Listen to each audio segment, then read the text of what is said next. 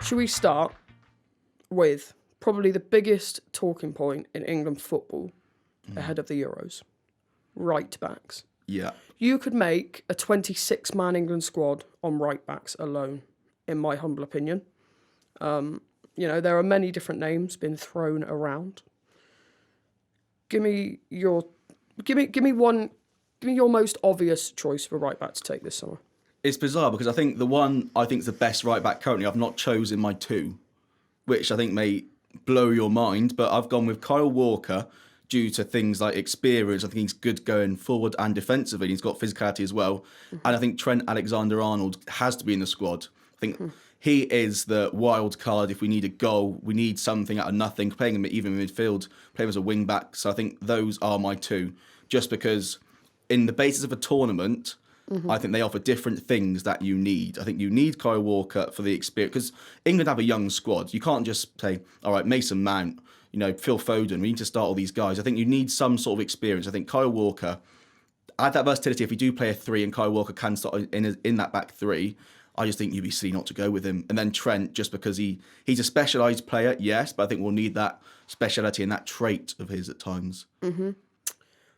Bizarrely, I completely agree. This is what I'm worried about, because I think on a lot of debates, you just say, on our former podcast we won't name, you just often go, yeah, I agree with Jack. No, I agree. Right.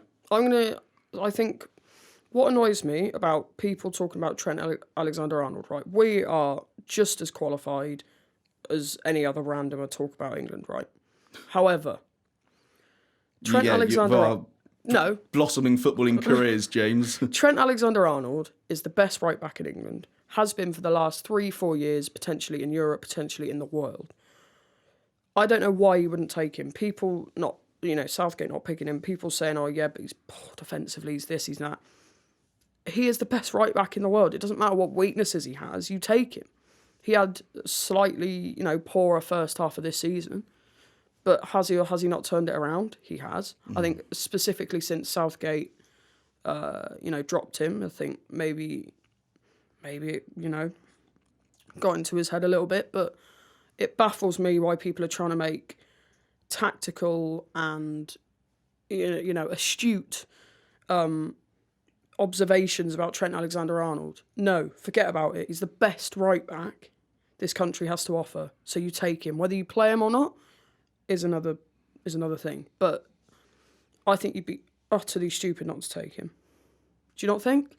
I feel like you're talking about me being a, modernist, football modernist. Forget that.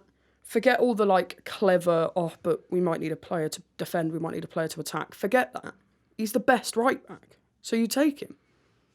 I do agree. Is it not as simple as that? I do agree, but I wouldn't start him.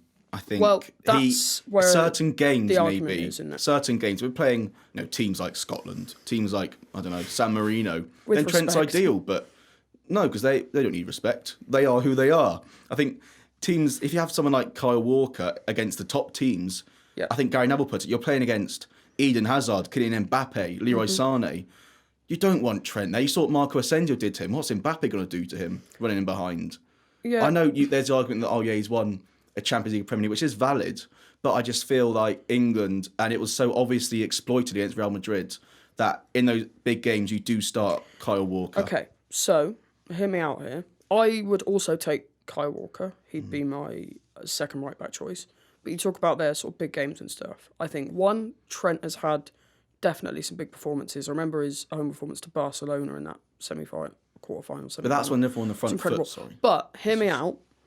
At the time of recording, the Champions League semi-finals haven't happened yet. Kyle Walker is almost certainly going to come up against Kylian Mbappe. What would you do if over two legs, Kylian Mbappe absolutely runs him silly, has him on toast? What would you do then? Because your argument is... What would you do if Trent Alexander-Arnold scored 2 own goals in his next match? It's an if, but a maybe. No, but... I think Kylian Mbappe is more likely to run Trent ragged than he is Kyle Walker. You can't bring up fantasy situations, James. You're kidding yourself. Fantasy situations. What if? Would you still trust Kyle Walker? Because you clearly trust him in these bigger games. If he gets run ragged in the next couple of games by Kylian Mbappe or, wherever he's playing, would you still trust him to the level you do? I think it depends. You're bound to say no, but it's a make-up scenario. It's make No, believe. but no, it's just devil's advocate. It's you obviously trust him in these big situations, Yeah. but at the time of recording tonight, he's going to have probably one of the biggest, if not the biggest, test he's ever had with one of the best young footballers in the world. Like, it's annoying that we haven't been able to see this game yet, but and he might put in a man of the match performance. You don't know, and I'll look stupid, but I just think the argument that he's so much more solid than Trent baffles me a bit, because I think Trent Alexander-Arnold has so much more to offer in a lot of different areas.